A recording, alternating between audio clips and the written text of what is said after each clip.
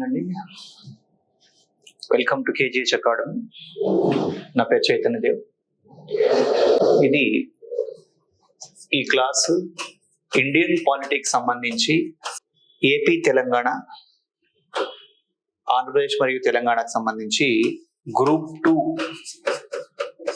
అలాగే తెలంగాణలో అయితే గ్రూప్ 3 కూడా ఉపయోగపడేటువంటి అంశాలు ఉంటాయి.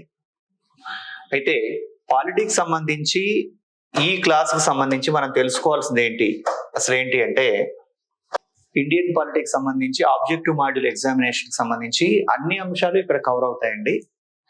అంటే సార్ పాలిటీ అనేది గ్రూప్ 2 ఆబ్జెక్టివ్లోనే ఉందా అంటే, గ్రూప్ 2లోనే కాదు, గ్రూప్ 2లో ఉంది, గ్రూప్ 3లో ఉంది, అలాగే గ్రూప్ 1 ప్రిలిమ్స్లో ఉంటుంది, యూపీఎస్సీ ప్రిలిమ్స్లో ఉంటుంది. ఎక్కడైనా సరే ఇండియన్ పాలిటీయే.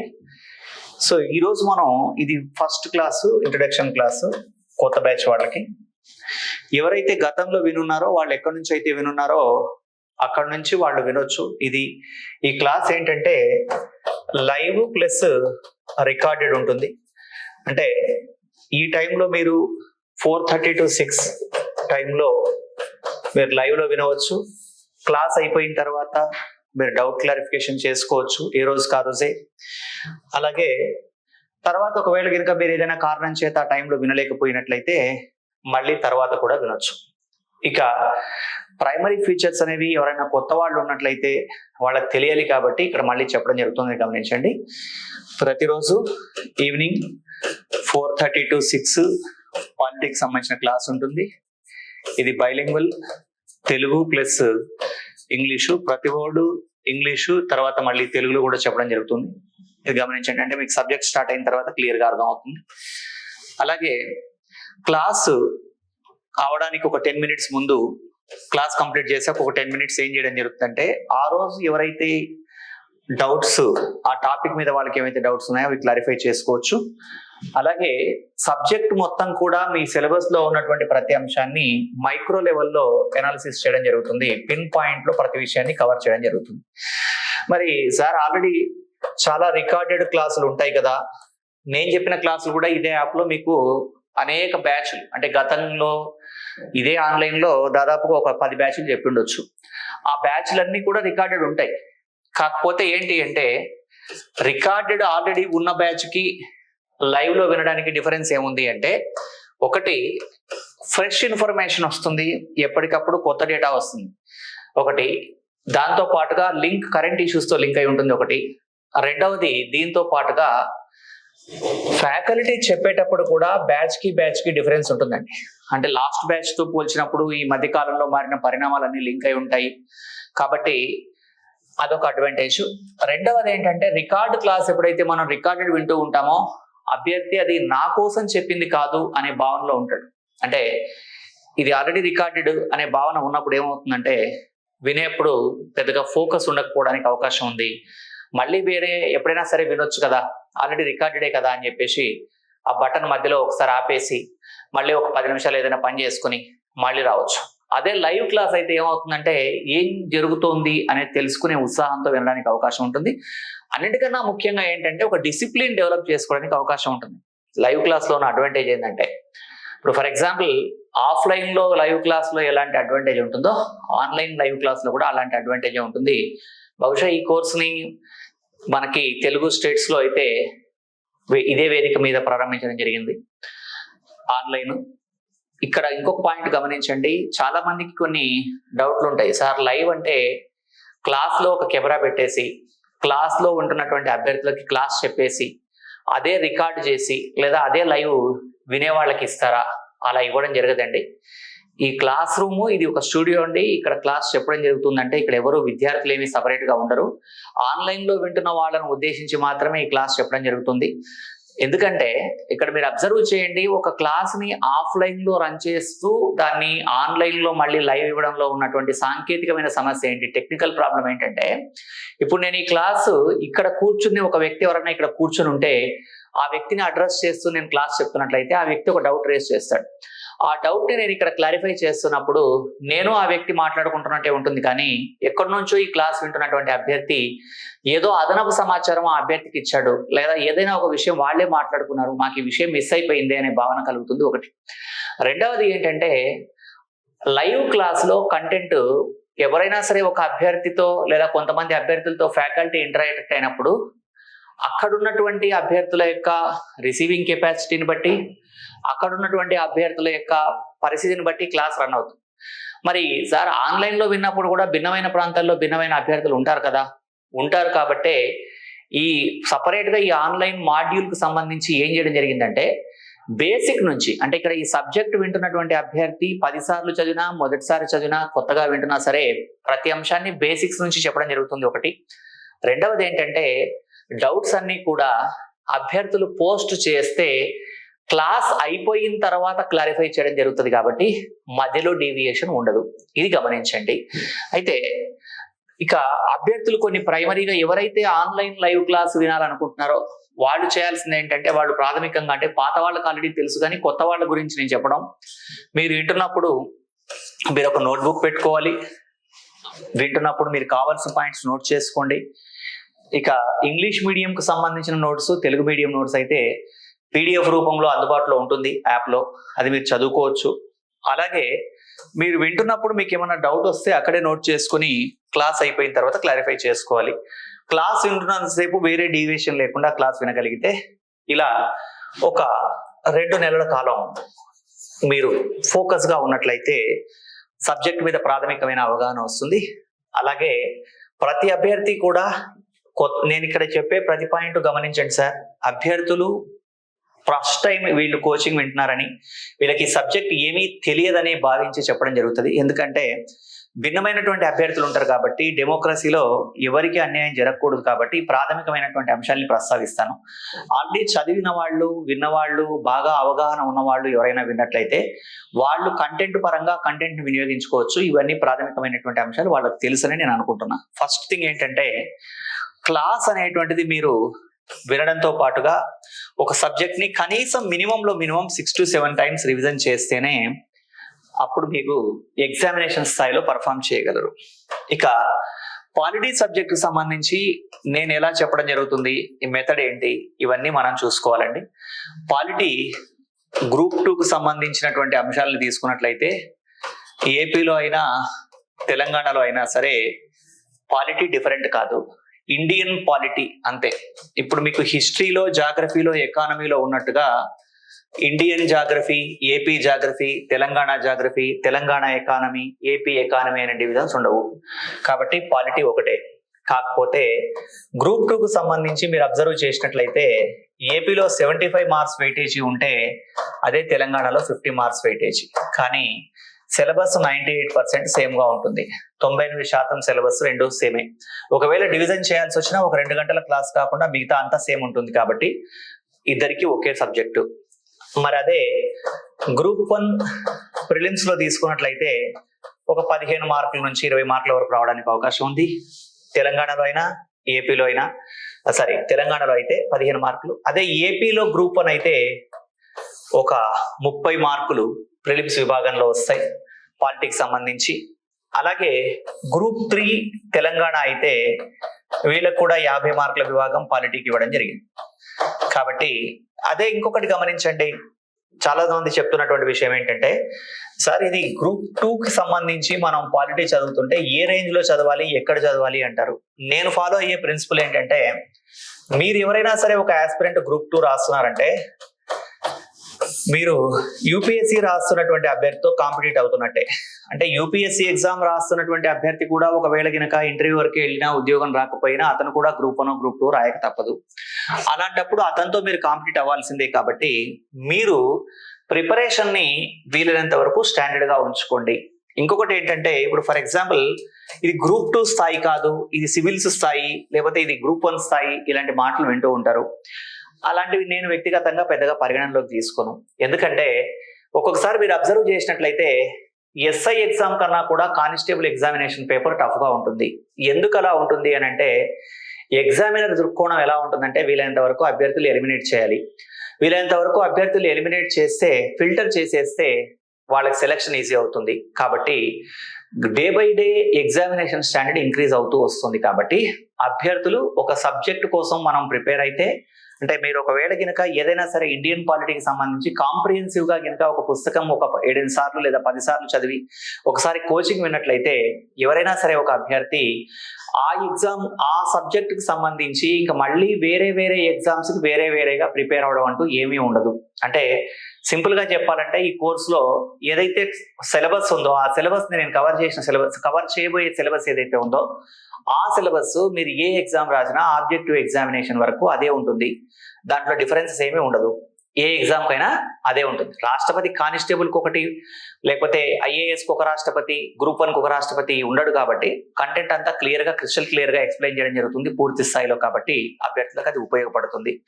ఇక సిలబస్ ఎలా సార్ మరి అంటే భిన్నమైన సిలబస్లు ఉన్నాయి అంటే భిన్నమైన సిలబస్లు ఏమి లేవండి. దాదాపుగా సిలబస్ అంతా కూడా గ్రూప్ 2 అయితే 98% కామన్ అనుకున్నాం. మిగతా అంశాలన్నీ కూడా దాదాపుగా ఉన్నాయి. కాబట్టి ఇక్కడ ఇండియన్ పాలిటీకి సంబంధించి గమనించండి. ఒకవేళ గినక గ్రూప్ 2 గ్రూప్ 3 తీసుకున్నట్లయితే తెలంగాణలో 10 చాప్టర్లు ఉంటే ఏపీలో గ్రూప్ 2 కు సంబంధించి 5 చాప్టర్లే ఉన్నాయి. కానీ సిలబస్ మాత్రం ఈ 10 చాప్టర్లైనా ఈ 5 చాప్టర్లైనా సేమ్. సిలబస్ లో ఏమీ తేడా లేదు. కాబట్టి ఇది గమనించండి. సిలబస్ అయితే సేమ్ ఉంటుంది. కాబట్టి ప్రతి సబ్జెక్ట్ కి ఒక మెథడ్ ఆఫ్ ప్రిపరేషన్ ఉంటుందండి. ఈ క్లాస్ లో మనం ఎలా చదవాలి అనే అంశం గురించి ఫస్ట్ తెలుసుకోవాలి. ఫర్ ఎగ్జాంపుల్ నేను మిగతా సబ్జెక్టుల గురించి మాట్లాడట్లేదు, ఓన్లీ పాలిటీకి సంబంధించిన విషయాలు ఇక్కడ మాట్లాడుతూ ఉన్నాను. పాలిటీకి సంబంధించి మీరు ఏదైనా టెక్స్ట్ బుక్ మార్కెట్ లో పర్చేస్ చేసినట్లయితే ఫస్ట్ ఏమని ఉంటుంది అంటే భారత రాజ్యాంగ చారిత్రక నేపథ్యం, historical background of the Indian constitution, ఆ తర్వాత హిస్టారికల్ కాన్స్టిట్యూషనల్ డెవలప్మెంట్, రాజ్యాంగ అభివృద్ధి, ఈ టాపిక్స్ ఉంటాయి. దాదాపుగా 40-50 పేజీలు ఉండవచ్చు. 1600 సంవత్సరం నుంచి 1950 వరకు భారత రాజ్యాంగం అమల్లోకి వచ్చే వరకు ఉన్న సమాచారం అంతా ఉంటుంది. ఇక్కడ గమనించండి, హిస్టారికల్ బ్యాక్గ్రౌండ్, కాన్స్టిట్యూషనల్ డెవలప్మెంట్ ఎవరైనా సరే ఒక అభ్యర్థి కొత్తగా ప్రిపేర్ అవుతే దీంతో స్టార్ట్ చేయకూడదు. ఇది చివరిగా చదవాల్సిన టాపిక్. ఎప్పుడైనా సరే historical background of the Indian constitution first start చేయకూడదు. మరి ఎలా స్టార్ట్ చేయాలి అంటే ప్రవేశికతో స్టార్ట్ చేయాలి.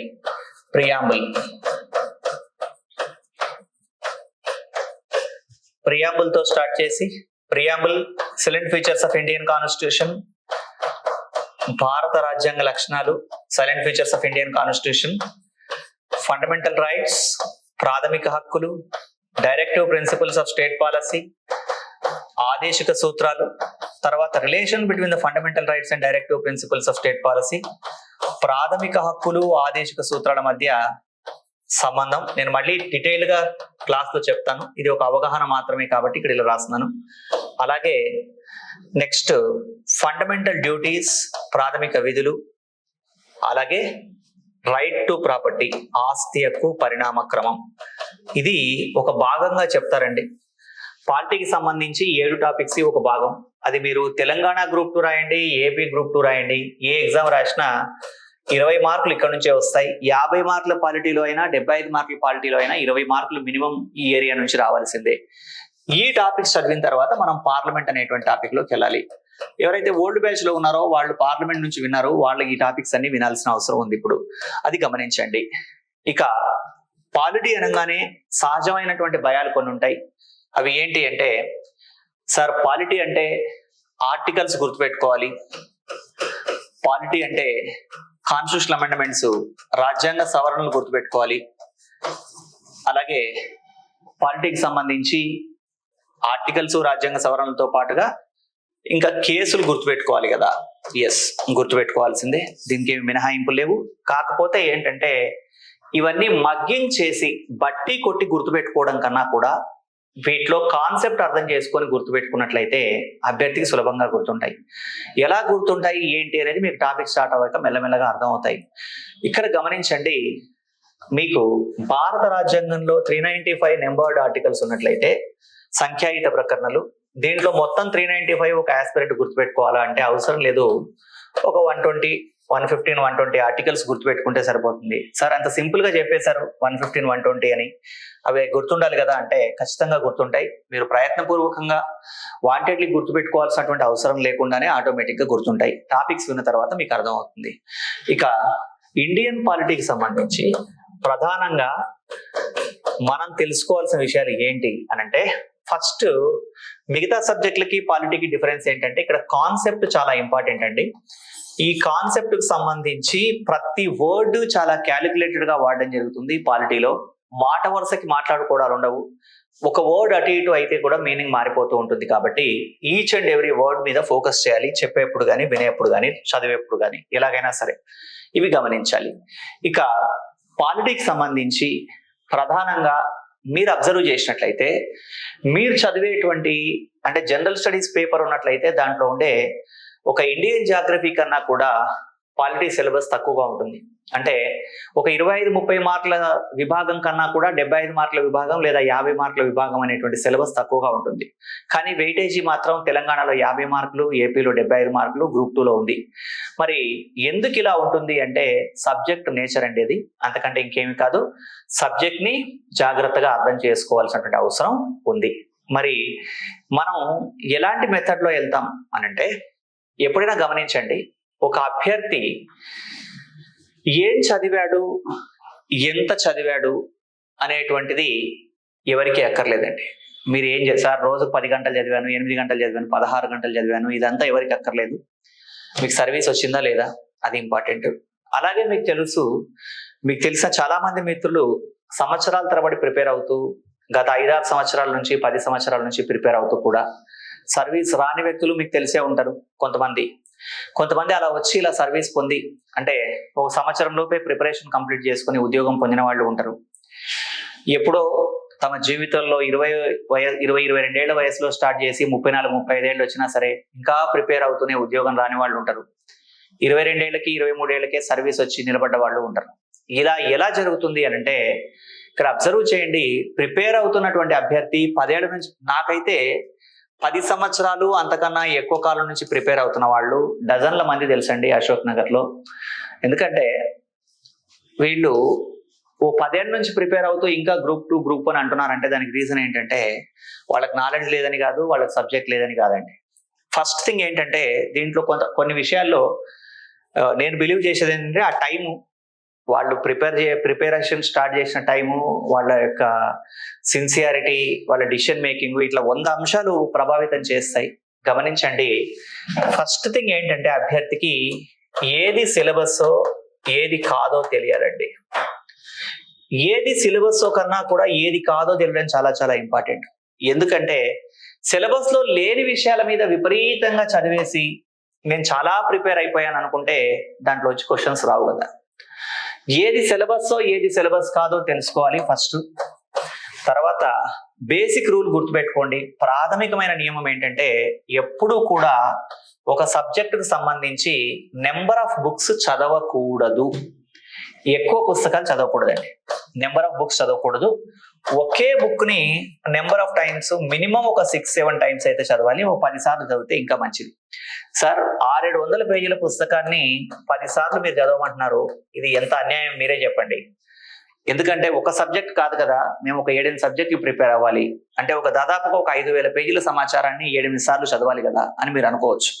ఇక్కడ పాయింట్ ఏంటంటే ఒక స్టాండర్డ్ పుస్తకాన్ని మీరు కనుక చదివినట్లయితే 20-25 రోజులు, అంటే రోజుకు ఒక 4 గంటలు కేటాయించినా సరే మీరు ఒక 25-30 రోజుల్లోపే ఫస్ట్ రౌండ్ కంప్లీట్ చేస్తారండి పాలిటిక్స్ సంబంధించి. అంటే మొదటిసారి చదవడానికి కోసం ఒక 25 రోజులు పడితే, రెండవసారి చదవడం కోసం 15-16 రోజులు పడుతుంది, మూడవసారి ఒక వారం పడుతుంది, నాలుగవసారి 2 రోజులు, ఐదవసారి 1 రోజు, 6వసారి 7వసారి 8వసారి ఇట్లా చదివిన తర్వాత ఒక 4 గంటల లోపే మీరు మొత్తం పుస్తకాన్ని అలా ఈగల్ ఐ వ్యూ లాగా, అంటే అలా చూస్తూ వెళ్ళిపోగలరు, అలా చదివేయగలరు. కాబట్టి గుర్తుపెట్టుకోండి, మీరు ఎన్ని పుస్తకాలు చదివినా సరే ఒక ఆస్పిరెంట్ 90% అన్ని పుస్తకాల్లో కామన్ పాయింట్లే ఉంటాయి. 10% మాత్రం పుస్తకాన్ని డిఫరెన్స్ ఉంటుంది. ఈ పుస్తకంలో ఈ 10% కోసం, ఈ ఒక ప్రశ్న కోసం మీరు నెంబర్ ఆఫ్ బుక్స్ చదవకూడదు. ఎందుకు అలా అంటే ఎవరి థాట్ ప్రాసెస్ ప్రకారం వాళ్ళు పుస్తకం రాస్తారు కాబట్టి ఒక 5% 10% డిఫరెన్స్ ఉన్నా సరే మీకు పెద్దగా నష్టం జరిగేది ఏమీ ఉండదు. ఒకటి అలాగే గుర్తుపెట్టుకోండి, ఒకటే పుస్తకం నెంబర్ ఆఫ్ టైమ్స్ చదవడంతో పాటు కాంపిటిటివ్ ఎగ్జామినేషన్ లో మనం చేయాల్సింది ఏంటంటే ప్రధానంగా 75 మార్క్స్ క్వాలిటీ ఉన్నటువంటి వాళ్ళు కానీ లేదా 50 మార్క్స్ ఉన్న వాళ్ళు కానీ మీరు ఒక బేసిక్ రూల్ గుర్తుపెట్టుకోవాలి. కాంపిటిటివ్ ఎగ్జామినేషన్ అంటే బిజినెస్ అప్రోచ్ అండి. బిజినెస్ అప్రోచ్ అంటే ఏంటి అంటే మనం ఎంత సమయం వెచ్చించాం దానికి ఎంత ప్రయోజనం పొందాం, ఇది చాలా చాలా ఇంపార్టెంట్.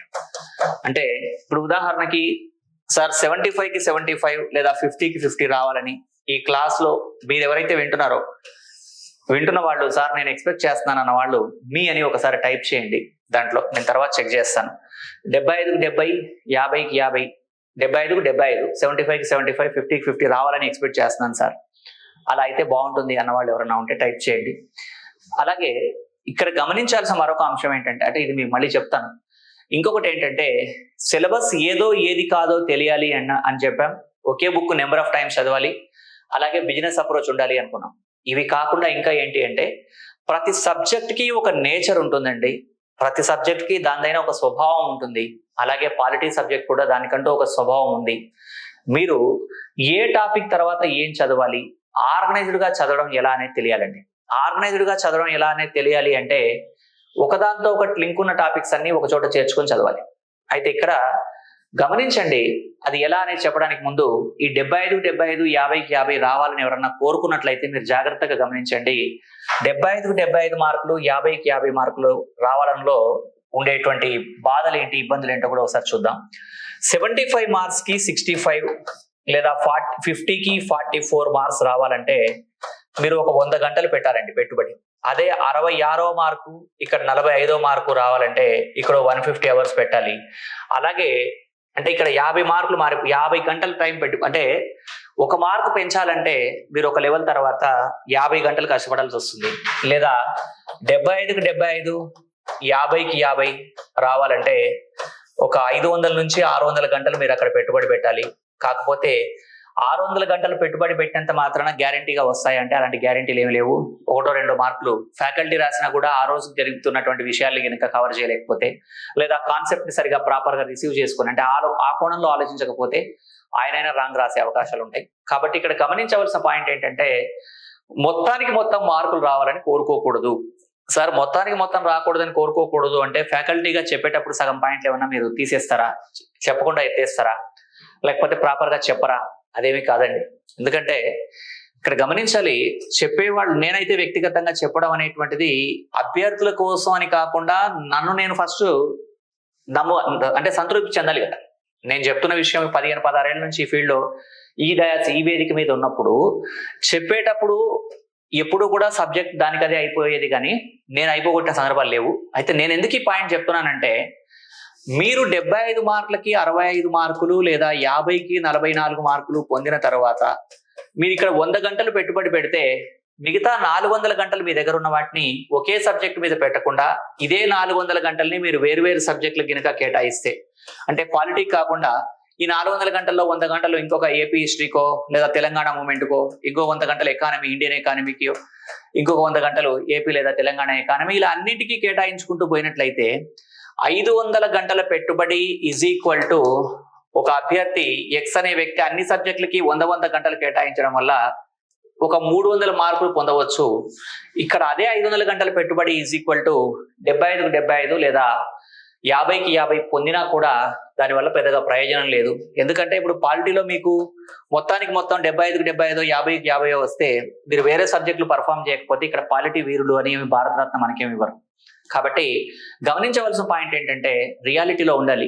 కోచింగ్ సిస్టంలో కానీ కమర్షియల్ మార్కెట్లో కానీ కొన్ని పదాలు వాడుతూ ఉంటారు. అదేంటి అంటే ఈ పుస్తకంలో మొత్తానికి మొత్తం 75కి 75, 50కి 50, 150కి 150 మార్కులు వస్తాయని, లేదా ఈ కోచింగ్ లో మొత్తం మార్కులు వస్తూ ఉంటాయని చెప్తూ ఉంటారు. అది వ్యాపారం. ఆ సర్వైవల్ కోసం అది చెప్పాల్సి ఉండేవాళ్ళు చెప్తారు. నేను వ్యక్తిగతంగా అలా ఎప్పుడు చెప్పను.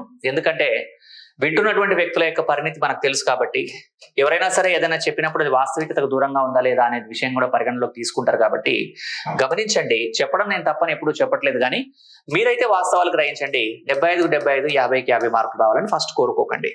అంటే ప్రిపరేషన్ స్టార్ట్ చేసే రోజే మనం రియాలిటీలో ఉన్నట్లయితే మనకి ఎగ్జామినేషన్ నాటికి మోటివేషన్ కోల్పోకుండా వాస్తవికతకు దగ్గరగా ఉన్నట్లయితే మన ప్రిపరేషన్ స్టాండర్డ్ గా కొనసాగడానికి అవకాశం ఉంటుంది. ఇది గమనించండి. అదేవిధంగా మీరు ఒక సబ్జెక్ట్ మీద ఎంత టైం ఇన్వెస్ట్ చేశారు అనే దానికన్నా, అంటే ఇంతకుముందు మనం చెప్పినట్టుగా 500 అవర్స్ లో వేరు వేరు సబ్జెక్ట్ చదివితే 300 మార్క్స్, ఒకే సబ్జెక్ట్ చదివితే 50 మార్క్స్ లేదా 75 మార్క్స్ వచ్చినట్టుగానే ఇండివిజువల్ సబ్జెక్ట్ తీసుకున్నా సరే దాంట్లో కూడా పక్కా బిజినెస్ అప్రోచ్ మైక్రో లెవెల్లో ఉండాలి. అంటే ఇప్పుడు ఫర్ ఎగ్జాంపుల్ పాలిటీలో ఫండమెంటల్ రైట్స్ అనే టాపిక్ ఒకటి, అలాగే ఫండమెంటల్ డ్యూటీస్ ప్రాథమిక హక్కులు అనే టాపిక్, ప్రాథమిక విధులు అనే టాపిక్ ఉండి ఈ 2 టాపిక్లు చదవడం కోసం ఒక అభ్యర్థికి 2 అవర్స్ టైం కేటాయిస్తే 2 గంటలు ఉన్నట్లయితే, ఒక అభ్యర్థి కొత్తగా ఏమీ తెలియకుండా ప్రిపరేషన్ స్టార్ట్ చేసినట్లయితే ఫండమెంటల్ రైట్స్ కి ఒక 1 అవర్, ఫండమెంటల్ డ్యూటీస్ కి ఒక 1 అవర్ కేటాయించి చదివాడు అనుకుందాం. అలా చదవడం వల్ల అతను తన ప్రకారం, తను అనుకున్న ప్రకారం సిలబస్ లో ఏమున్నాయో తెలియనప్పుడు లేదా దేని వెయిటేజ్ ఎంతో తెలియనప్పుడు అతను చదవడం తప్పేమి కాదు. కానీ ఒకవేళ కనుక ఫ్యాకల్టీ ఒకవేళ కనుక కమ్యూనికేట్ చేసేటప్పుడు ఈ విషయంలో ఫండమెంటల్ రైట్స్ అనే టాపిక్ నుంచి ఒక 5 మార్కులు, ఫండమెంటల్ డ్యూటీస్ నుంచి 1 మార్కు వస్తుందని చెప్పినట్లయితే అప్పుడు ఆ అభ్యర్థి ఏం చేస్తాడంటే ఈ 2 టాపిక్స్ కి దానికి 1 గంట దీనికి 1 గంట కేటాయించకుండా ఫండమెంటల్ రైట్స్ కి ఒక 1 అవర్ 40 మినిట్స్ కేటాయించి లేదా 1 అవర్ 45 మినిట్స్ కేటాయించి ఫండమెంటల్ డ్యూటీస్ కి ఒక 15 మినిట్స్ మాత్రమే కేటాయిస్తాడు. ఎందుకంటే దీని వెయిటేజ్ 5 మార్కులు, దీని వెయిటేజ్ 1 మార్కు లేదా రాకపోవచ్చు అని తెలిసినప్పుడు. కాబట్టి ఇక్కడ మనం గమనించవలసిన పాయింట్ ఏంటంటే బిజినెస్ అప్రోచ్ చాలా చాలా ఇంపార్టెంట్. అలాగే ప్రతి సబ్జెక్ట్ కి సంబంధించి ఉండే జనరల్ బ్యారియర్స్ ఉంటాయి. ఇక్కడ వినవాళ్ళ కొంతమందికి తెలుసు ఆల్రెడీ. ఆర్టికల్స్ విషయంలో ఎలా గుర్తుపెట్టుకోవాలి, అలాగే మనకి కేసుల విషయంలో వచ్చినప్పుడు ఒకే కేసులో అనేక విషయాలు ఉంటాయి. అవన్నీ మనం క్లాస్ లో మాట్లాడుకుందాం. ఈరోజు ఒక ప్రాథమికమైనటువంటి అవగాహన మాత్రమే. దేనికి సంబంధించి అంటే అసలు గ్రూప్ 2 ఏంటి, దీనికి సంబంధించి ఈ అప్రోచ్ ఎలా ఉంటుందని చెప్పడం మాత్రమే. సో ఇక రేపటి నుంచి ఈ class evening 4:30 to 6 o'clock bilingual class ఉంటుంది. రేపటి క్లాస్ లో డీటెయిల్డ్ గా సిలబస్ రాయించడం జరుగుతుంది. ఆ తర్వాత ఆర్డర్ కూడా ఏ టాపిక్ తర్వాత ఏంటి అని ముందే రాయించడం జరుగుతుంది. ఆ రాయించడంతో పాటుగా గతంలో కన్నా ఇప్పుడు ఇంకా మైక్రో లెవెల్లో కూడా, అంటే సబ్ టాపిక్స్ తో సహా each and every sub topics రాయించిన తర్వాత క్లాస్ స్టార్ట్ అవుతుందండి. అలా మనకి ప్రవేశికతో స్టార్ట్ అయ్యి మొత్తం సిలబస్ కంప్లీట్ అయ్యే వరకు కొనసాగుతుంది. ఇది మన పద్ధతి. దీనికి గాను 2 నెలల నుంచి 2 నెలల 10 రోజుల వరకు పట్టవచ్చు మొత్తం. ఇది ఒక ప్లాన్ అండి. ఎవరైనా సరే ఈ క్లాసు వినాలనుకున్న వాళ్ళు, ఆసక్తి ఉన్నవాళ్ళు, అవకాశం ఉన్నవాళ్ళు మీరందరూ కూడా ఎవరికైతే ఆసక్తి ఉందో వాళ్ళు ఈ యాప్ డౌన్లోడ్ చేసుకున్న తర్వాత దీనికి సంబంధించిన సమాచారం అంతా తెలుసుకోండి. తెలుసుకున్న తర్వాత గతంలో ఉన్నటువంటి, అంటే దీంట్లో ఇంకొక అడ్వాంటేజ్ కూడా ఉంది, అది కూడా మీకు ఇక్కడ చెప్పాలి. పాలిటీకి సంబంధించి ఏంటి అంటే మనకి నేను క్లాస్ చెప్పేటప్పుడే క్వశ్చన్లు ఎలా రైజ్ అవుతాయి అనే విషయాలు కూడా అక్కడెక్కడ ఎక్స్ప్లెయిన్ చేస్తాను. వాటితో పాటుగా ఇంకా ఏంటి అంటే ఇండియన్ పాలిటీ లక్ష్మీకాంత్కి సంబంధించినటువంటి బిడ్ బ్యాంక్ ని తెలుగు ఇంగ్లీష్ వర్షన్స్ లో రెండిట్లోనూ ఎక్స్ప్లెయిన్ చేయడం జరిగింది. అలాగే ఇంతకుముందు చెప్పినటువంటి వీడియోలు ఇంగ్లీష్ మీడియంలోను తెలుగు మీడియంలోను సపరేట్ గా ఉన్నాయి. రికార్డెడ్ వీడియోలు అవి కూడా అందుబాటులో ఉంటాయి. ఎవరికైనా ఏదైనా స్పెసిఫిక్ విషయంలో డౌట్ ఉంటే కూడా చెక్ చేసుకోవడానికి అవకాశం ఉంటుంది. అలాగే ఇక్కడ లక్ష్మీకాంత్ అంటే ఇప్పుడు ఫర్ ఎగ్జాంపుల్ ప్రియాంబుల్ ప్రవేశిక విన్నారు సార్, నేను ప్రవేశిక విన్నాను, నా ప్రిపరేషన్ స్టాండర్డ్ ఏ లెవెల్లో ఉందో నేను తెలుసుకోవాలనుకుంటున్నాను అని అంటే మీరు ప్రియాంబుల్ టాపిక్ అయిపోయిన తర్వాత ఆ టాపిక్ మీద నేను ఒక క్వశ్చన్ పేపర్ అంతా ఎక్స్ప్లెయిన్ చేయడం జరిగింది కాబట్టి అది కూడా మీరు వినగలిగితే మీకు అడ్వాంటేజ్ ఉంటుందండి. ఇవి మీరు గమనించాల్సినటువంటివి దీనికి సంబంధించి. ఇక మీరేమన్నా అడగదలుచుకుంటే, డౌట్లు ఏమన్నా అడగదలుచుకుంటే అడగొచ్చు. ఎగ్జామినేషన్కి సంబంధించి, గ్రూప్ 2 ఎగ్జామినేషన్ సంబంధించి కావచ్చు, లేదా ఇంకేదైనా పాలిటీ రిలేటెడ్ అంశాలు కానీ మీరు ఏం అడగదలుచుకున్నా అడగొచ్చండి.